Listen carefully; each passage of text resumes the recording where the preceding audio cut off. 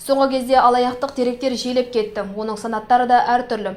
Осы ретте шаһарымыздың полиция қызметкерлері қала тұрғындарына қылмыстың алдын алу мақсатында ескерту жариялады. Қазіргі таңда алаяқтар адамдардың сеніміне кіру арқылы олардың дүние мүліктеріне қол сұғуда. Бастапқы жылдары несие шығарып, мемлекеттік тұрғын үйлерге тұрғызып беру жолдарын жиі қолданған қылмыскерлер қазір жаңа жүйеге көшкен. Технологияның дамуына байланысты қаржы пирамидасы, интернет-дүкендер, SMS хабарламалар арқылы алдын ала төлем жасау жолдарын кеңінен қолдану үстінде. Құрметті Арыс қаласының тұрғындары, қазір барлық жерде алаяқтық істері көбейіп жатыр. Алаяқтар көбейген. Бұрын соңды алаяқтар несие алып береміз, жұмысқа орналастырып береміз деген сияқты сондай болушы еді. Қазір интернет алаяқтығы, қазір технологияның дамуына байланысты интернет алаяқтары көбейіп жатыр жылдан жылға.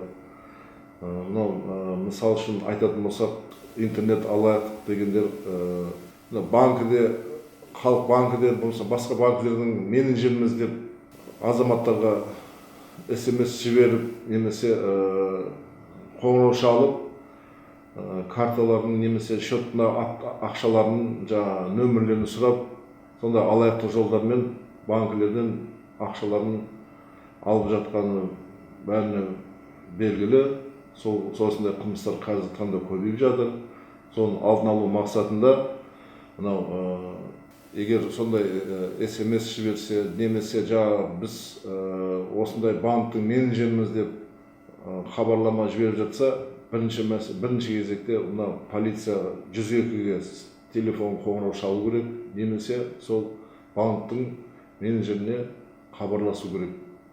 Бұл жерде мысал үшін бұл айтады: сіздің шотыңызда ақшаңыз басқа шотқа аударылып жатыр, аударылайын деп жатыр деп сенімдеріне қиянат жасап, алдап, нөмірлерін сұрап алып, басқа шотқа уақытша ақшаңызды аударып тұрыңыз деп, осындай алаяқтық жолдармен ақшаларын жымқырып жатқан орындар алып жатыр. Сол себепті барлықтарыңыз абай болыңыздар ондай алаяқтардан. Сонымен қатар Арыс қаласында алаяқтық ісі бойынша 2020 жылғы статистикаға сәйкес 30 адам тіркелсе, биыл 17 тұрғын тіркелген. Айта кетейік, қылмыскерлер Қазақстан Республикасының заңына сәйкес 190 баппен 3 жылдан 7 жылға дейін бас бостандығынан айырылатын болады. Гүлбану Омархан, Жантөре Болысмұрат, RTV жаңалықтары.